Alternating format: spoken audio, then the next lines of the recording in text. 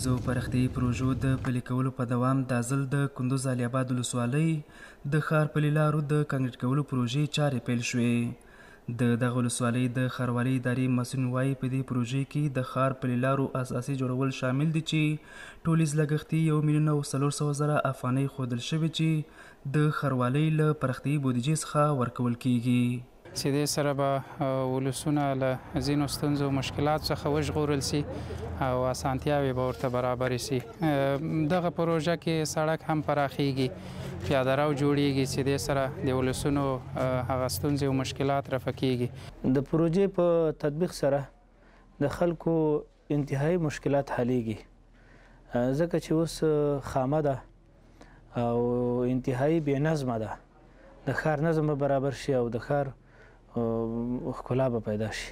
طول کانکریت ریزی پیاده روی بازار ولسوالی علی آباد 560 متر است و عرض آن 4.5 متر.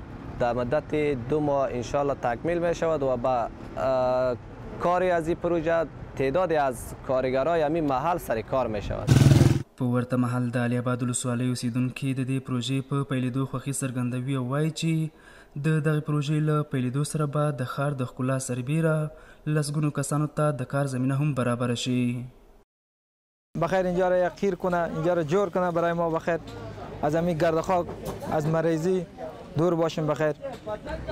خلق پاسانی دول پس اسانتیا خلکو ته رامنځته کیږي، یعنی سړک چې بردار سي خاکبات ورو کیږي، خاکبات چې سو د سړک بردار کیږي، دا غټ سہولت دی. د کندوز علي اباد ولسوالۍ د ښار د پلي لارو رغولو پروژې چارې په داسې حال کې پیل شو چې د همدې اونۍ په لړ کې د دغه ولایت د قلیزال ولسوالۍ 20 کیلومتره جغلي سړک د بیا رغونې چارې هم بشپړې او ګټه اخیستنې ته سپارل شوی و.